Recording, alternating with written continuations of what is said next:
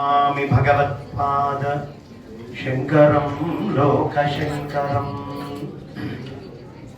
సభాకల్పతరం వల్లే ఇవాళ చాలా విశేషమైనటువంటి కలయికలు. ఏమిటి విశేషము అంటే, ప్రపంచంలోకెల్లా అత్యంత ధైర్యమైనటువంటి ఒక వర్గం ఓ దగ్గర కలవాలి అని అనుకున్నాం. అదేంటండి, ప్రపంచంలోకెల్లా ధైర్యమైన వర్గం వైశ్య వర్గమా అంటే నిజమండి. ఈ ప్రపంచంలో ధైర్యానికి గుర్తు వైశ్యుడు. మీకు ఆధారం ఏమిటి చెప్పడానికి అంటే, ఇందులో సత్యనారాయణ వ్రతం అందరూ చేసుకుంటూనే ఉంటారు. ఆ వ్రతంలో ఒక కథ ఉంటుంది.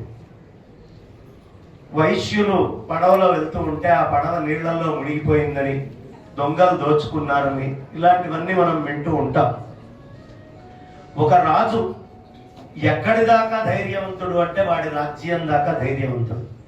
ఆ రాజ్యంలోకి వెళ్తాడు, ఆ రాజ్యంలో వ్యవహారం ఏదో చూసుకుంటాడు.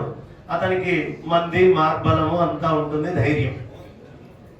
అన్నిటికంటే భయంకరమైన భయాన్ని కలిగించే వస్తువు ఏది? ధనం.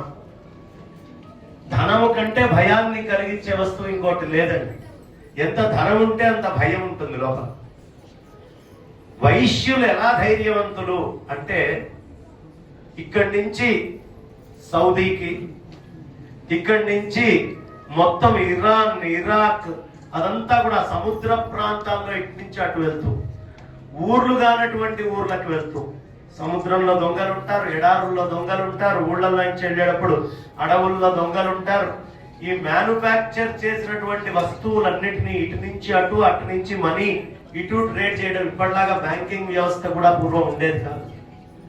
అలాంటి కఠినమైన రోజుల్లో ఎంత ధైర్యం ఉంటే వైశ్యులు ఆ ఫైనాన్సెస్ ని తీసుకొని వాళ్ళని కాని రాజ్య ప్రాంతాలకు వెళ్ళి 10 మంది మనుషులతోటి ఓ పని చేసుకొని వచ్చారు అంటే, దీనిని బట్టి వైశ్యులు ఎంత ధైర్యవంతులు అనేది ఖచ్చితంగా తెలుస్తుంది.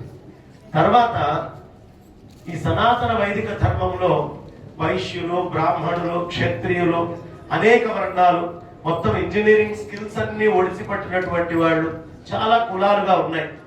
కానీ ఈ కుల వ్యవస్థ మొత్తాన్ని రుజువు చేసేది ఏకైక కులం వైశ్య కులం అండి.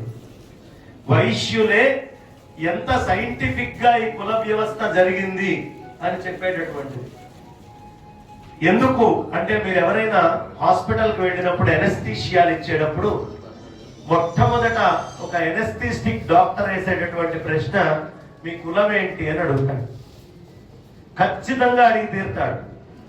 ఎందుకండి అంటే, వైశ్య సామాజిక వర్గంలో ఈ సక్సినోక్లోనిన్ అనేటటువంటి డ్రగ్ గనక ఇస్తే, ఇంకొక 2 డ్రగ్స్ ఉన్నాయండి, అవి గనక ఇస్తే వైశ్యులు జీవించరు.